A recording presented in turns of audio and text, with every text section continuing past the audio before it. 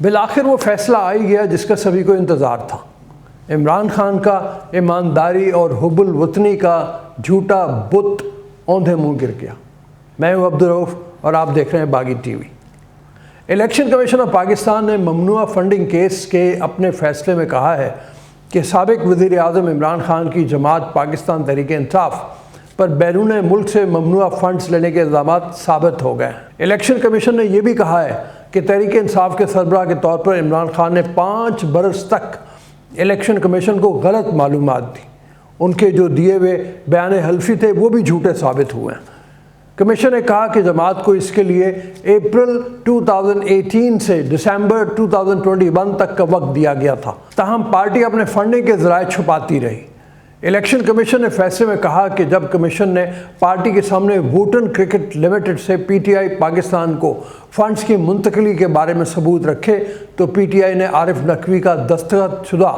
بیان حلفی فراہم کیا، جس میں انہوں نے تسلیم کیا تھا کہ انہوں نے متحدہ عرب امارات میں ہوتے ہوئے پارٹی پی ٹی آئی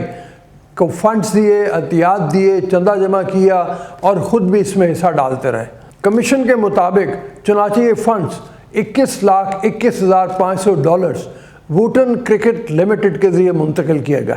اور یہ فنڈز کس نے دیے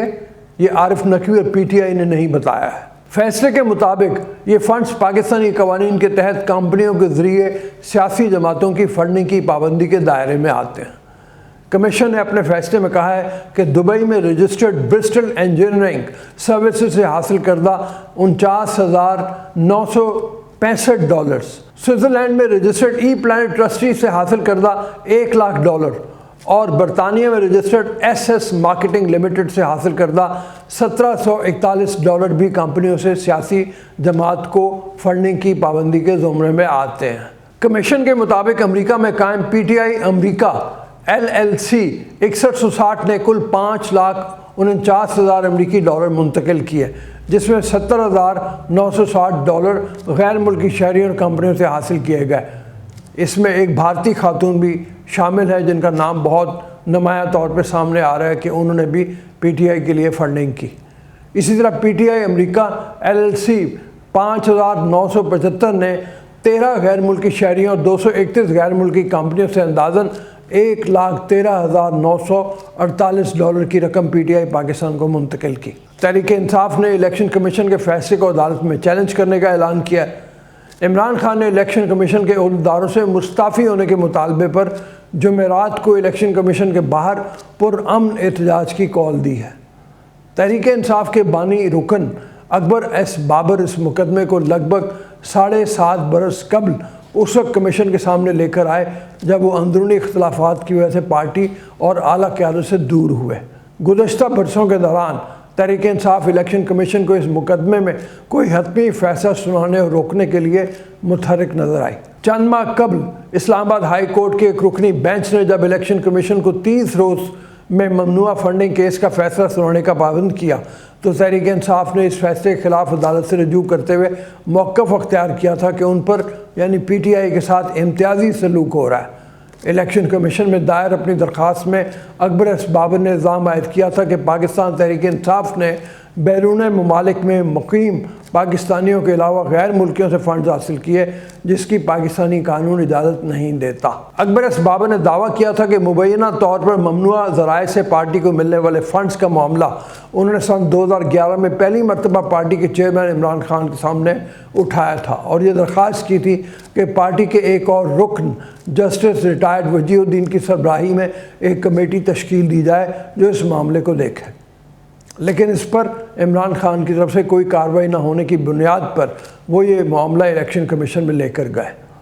اکبر ایس بابر نے الزام عائد کیا تھا کہ امریکہ اور برطانیہ میں جماعت کے لیے وہاں پر رہنے والے پاکستانی سے چندہ اکٹھا کرنے کی غرض سے لمیٹڈ لائبلٹیز کمپنی بنائی گئی تھیں، جن میں آنے والے فنڈز ممنوعہ ذرائع سے حاصل کیے گئے تھے۔ انہوں نے یہ بھی الزام عائد کیا کہ آسٹریلیا اور دیگر ممالک سے بھی ممنوعہ ذرائع سے پارٹی کو فنڈز ملے اور یہ رقم پاکستان تحریک انصاف میں کام کرنے والے کارکنوں کے اکاؤنٹ میں منتقل کی گئی، جبکہ مشرق وسطیٰ کے ممالک سے بھی ہنڈی کے ذریعے پارٹی کے فنڈ میں رقم بھیجوائی گئی۔ الیکشن کمیشن ایکٹ سن 2017 کے سیکشن 2004 کے سب سیکشن 3 کے تحت किसी भी सियासी जमात को बिला वास्ता या बिल वास्ता हासिल होने वाले फ़ंड्स जो किसी गैर मुल्की हुकूमत, मल्टी नेशनल या प्राइवेट कंपनी या फ़र्द से हासिल किए गए हों वह ममनुआ फ़ंड्स के ज़ुमरे में आते हैं। इस एक्ट में इस बात की वजाहत की गई है कि दोहरी शरीयत रखने वाले पाकिस्तानी या जिनको नेशनल डेटाबेस रजिस्ट्रेशन अथॉरिटी ने नाई कॉप कार्ड जारी किया है उन पर इसका इतलाक नहीं होता। इसके अलावा सेक्शन 2004 के सब सेक्शन 4 के तहत अगर ये साबित हो जाए कि किसी सियासी जमात ने ममनुआ ज़राए से फ़ंड इकट्ठे किए हैं तो जितनी भी रकम पार्टी के अकाउंट में आती है इसको बहक़ सरकार ज़ब्त करने का अख्तियार भी इलेक्शन कमीशन के पास है। गैर मुल्की कंपनियों या हुकूमतों से फ़ंड्स हासिल करने वाली जमातों पर पाबंदी भी आयद की जा सकती है। तहरीक इंसाफ की फंडिंग के हवाले से पाकिस्तान के इलेक्शन कमीशन के फ़ैसले में जहां ये कहा गया है कि साबिक़ वज़ीर आज़म इमरान खान की जमात पर बैरून मुल्क से ममनुआ फ़ंड्स लेने के इल्ज़ाम साबित हुए हैं, वहीं एक नई बहस भी छिड़ गई है कि क्या सियासी जमातों के लिए हर किस्म के गैर मुल्की फ़ंड्स ममनू हैं। पाकिस्तानी मीडिया में पाकिस्तान तहरीक इंसाफ के ख़िलाफ़ जमात के बानी रुकन अकबर बाबर की इलेक्शन कमीशन में दरख्वास्त को इब्तदा से ही फॉरेन फंडिंग के नाम से लिखा जाता था। 7.5 साल तक पाकिस्तान तहरीक इंसाफ की क़यादत को फॉरेन फंडिंग के नाम से कोई मसला नहीं था, बल्कि इलेक्शन कमीशन में जो कॉज लिस्ट जारी की जाती थी इसमें भी अकबर बाबर बनाम Pakistan Tehreek Insaf foreign funding case ही लिखा जाता था। इलेक्शन कमीशन में जब इस मुकदमे की समाअत मुकम्मल होने को थी तो उस वक्त पाकिस्तान तहरीक इंसाफ के वकील अनवर मंसूर की तरफ से ये एतराज़ उठाया गया कि इलेक्शन कमीशन की कॉज लिस्ट में इनकी जमात के ख़िलाफ़ मुकदमे का टाइटल फॉरेन फंडिंग नहीं बल्कि ममनुआ फंडिंग के तौर पर लिखा जाए। इस सूरत हाल में ये सवाल बहुत अहम है कि फ़ॉरेन फंडिंग और ममनुआ फंडिंग में क्या फ़र्क है और क्या सियासी जमात को बैरून ममालिक से मिलने वाली तमाम फंडिंग ममनुआ है। ममनुआ फंडिंग और फ़ॉरेन फंडिंग का मामला सन 1962 से ही पाकिस्तान की सियासत में शामिल रहा है। इस दौर में पॉलिटिकल पार्टी एक्ट बनाया गया जिसके बाद फ़ॉरेन फंडिंग और ममनुआ फंडिंग के बारे में तमाम सियासी जमातों को रोक दिया गया। इसी एक्ट को साबिक़ फ़ौजी सदर परवेज़ मुशर्रफ के दौर में बनाए गए पॉलिटिकल पार्टी एक्ट सन 2002 में भी बरकरार रखा गया, बल्कि इलेक्शन एक्ट सन 2017 में भी इस कानून को बरकरार रखा गया। इस फैसले में इलेक्शन कमीशन ने यह भी वाज़ेह किया कि सियासी जमात बैरून मुल्क से किस किस्म की फंडिंग ले सकती है और फैसले में कहा गया है कि कानून के तहत सिर्फ अंदरून मुल्क या बैरून मुल्क मुकीम ऐसे अफराद ही से चंदा लिया जा सकता है जो कि पाकिस्तानी शरीयत के हामिल हों। इलेक्शन कमीशन के साबिक़ सेक्रेटरी कंवर दिलशाद का कहना है कि इलेक्शन एक्ट के तहत अगर कोई मुल्क या इसका इदारा किसी दूसरे मुल्क की सियासी जमात को माली मदद फराहम करता है और इसके सबूत भी इलेक्शन कमीशन को मिल जाते हैं तो ऐसी फंडिंग का इल्ज़ाम साबित होने पर इलेक्शन कमीशन के पास ऐसी जमात की रजिस्ट्रेशन को मनसूख करने और इनके खिलाफ ज़ाब्ता फौजदारी के तहत कार्रवाई के लिए वफाकी हुकूमत को सिफारिशात भेजने का अख्तियार है। आज के